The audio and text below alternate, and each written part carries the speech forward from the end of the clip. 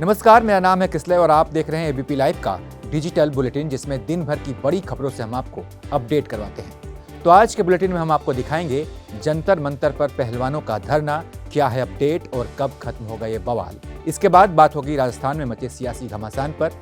साथ ही इस बुलेटिन में हम आपको दिखाएंगे देश के नए संसद की तस्वीर।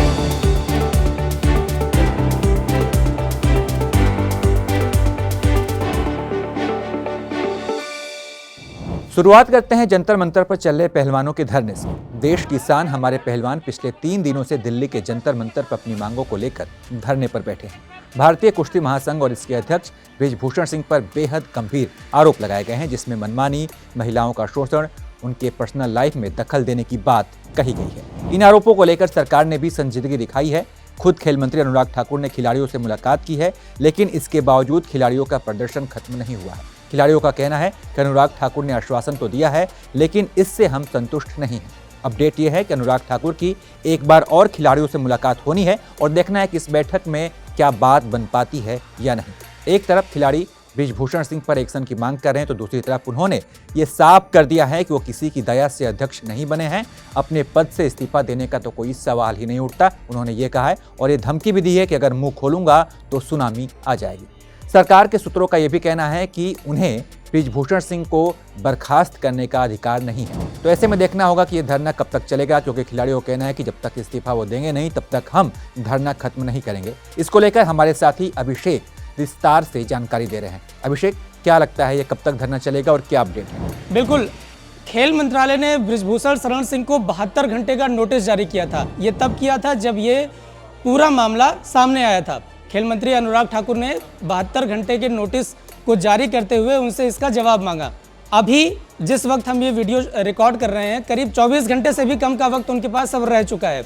लेकिन अगर ये पूछा जाए कि अगर वो इस्तीफा नहीं देते हैं तो आगे क्या होगा, आगे सिर्फ एक संभावना ये बचती है कि खेल मंत्रालय के बाद जो कुश्ती संघ है, उसके जो राज्यों के सदस्य हैं, उनकी एक मीटिंग करवाई जाएगी और उस मीटिंग में सभी राज्यों के जो प्रतिनिधि हैं उनसे वोटिंग करवाई जाएगी।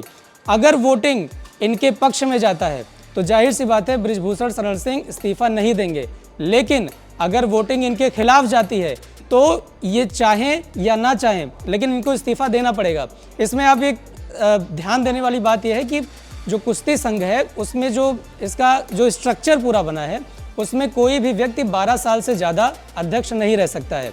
बृजभूषण शरण सिंह का भी ये आखिरी साल है। 2011 में वो सबसे पहले इस संघ के अध्यक्ष बने थे और उसके बाद ये जो 2023 साल चल रहा है, साल 2023, इसमें उनका आखिरी टेन्योर होने वाली। और ये जो पूरा का पूरा मामला खेल मंत्रालय ने संज्ञान में लिया है, इसके आधार पर उनसे इस्तीफा देने की बात तो कही जा रही है। और अगर सभी प्रतिनिधियों ने इनके खिलाफ वोट किया तो इनके चाहने या ना चाहने से कोई फर्क नहीं पड़ेगा, उन्हें अंततः इस्तीफा देना ही पड़ेगा। शुक्रिया अभिषेक। चलिए खबरों में आगे बढ़ते हैं। राजस्थान में कांग्रेस के अंदर घमासान थमने का नाम नहीं ले रहा है। सचिन पायलट ने हाल ही में पेपर लीक मामले में अशोक गहलोत पर इशारों में निशाना साधा था और अब गहलोत ने हमला बोला है। अशोक गहलोत ने कहा कि हमारी पार्टी में एक कोरोना आ गया है। अब इस पर सचिन पायलट ने भी अपनी प्रतिक्रिया दी है। उन्होंने कहा है कि हम दोनों को एक दूसरे को समझने की आवश्यकता है। पायलट के बयान से इन दोनों नेताओं के बीच क्या जंग थमेगी, ये देखने वाली बात होगी, क्योंकि पायलट ने शुरुआत कर दी है। आखिरकार उन्होंने कहा है कि चलिए हम दोनों नेताओं को एक दूसरे को समझने की आवश्यकता है। तो ये दोनों नेता एक दूसरे को कब तक समझेंगे, ये देखने वाली बात है। अब खबरों में आगे बढ़ते हैं। केंद्रीय आवास और शहरी मामलों के मंत्रालय और सेंट्रल विस्टा ने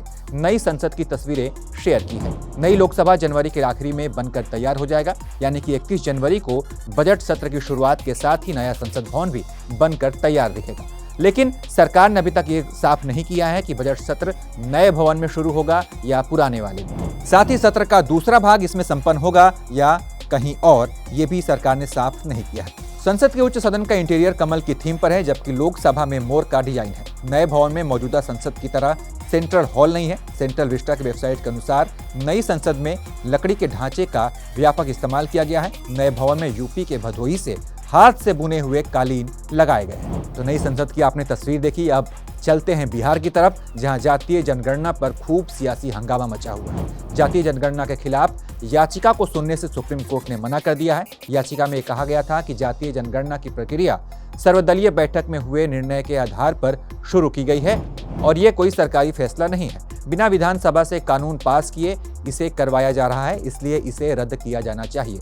इस अपील पर सुप्रीम कोर्ट ने याचिका को हाई कोर्ट की बजाय अपने पास दाखिल होने पर सवाल उठाया। जस्टिस गवई ने कहा कि याचिकाकर्ताओं को हाई कोर्ट का दरवाजा खटखटाना चाहिए, उसके बाद सुप्रीम कोर्ट आना चाहिए था। सुप्रीम कोर्ट से जुड़ी एक और खबर पर बात करते हैं। कोर्ट ने पुलिस या सीबीआई, ईडी जैसी किसी भी जांच एजेंसी की तरफ से दाखिल होने वाली चार्जशीट को वेबसाइट पर सार्वजनिक किए जाने के आदेश देने से मना कर दिया है। इस बारे में दाखिल याचिका को खारिज करते हुए कोर्ट ने कहा है कि चार्जशीट को इंडियन एविडेंस एक्ट की धारा 74 के तहत सार्वजनिक दस्तावेज नहीं कहा जा सकता है। यानी कि अगर आप कोई केस अगर सीबीआई ईडी ने रजिस्टर्ड किया है, अगर आप उसको देखना चाहते हैं तो आप उसे वेबसाइट पर नहीं देख पाएंगे, क्योंकि वो सार्वजनिक दस्तावेज नहीं है जिसे सबको दिखाया जाए, ऐसा कोर्ट ने कहा है। खैर, आगे बढ़ते हैं। भोजपुरी एक्ट्रेस संभावना सेठ शुक्रवार को दिल्ली में सत्तारूढ़ पार्टी आम आदमी पार्टी में शामिल हो गई हैं। इस मौके पर आम आदमी पार्टी के सांसद संजय सिंह भी मौजूद रहे। उन्होंने कहा कि संभावना सेठ हमारे साथ हैं, जिन्होंने 400 से ज्यादा भोजपुरी फिल्मों में काम किया है। बिग बॉस के 1 नहीं 2 सीजन में वो शामिल हैं। आशिकी तेरी मेरी के साथ 25 से ज्यादा हिंदी फिल्मों में संभावना सेठ ने काम किया है। संभावना सेठ ने पार्टी में शामिल होते हुए दावा किया कि वो आपके काम से प्रभावित होकर पार्टी में शामिल हो रही हैं। बता दें कि भोजपुरी जगत से मनोज तिवारी, निरहुआ और रवि किशन भी राजनीति में हैं और ये तीनों भाजपा से सांसद हैं। अब देखना यह है कि संभावना सेठ इस तिकड़ी को कितना टक्कर दे पाती है, ये देखने वाली बात है। तो आज के डिजिटल बुलेटिन में इतना ही। हमारी ये खबर आपको कैसी लगी इसके बारे में जरूर बताइएगा और तमाम अपडेट्स के लिए आप देखते रहिए एबीपी लाइव।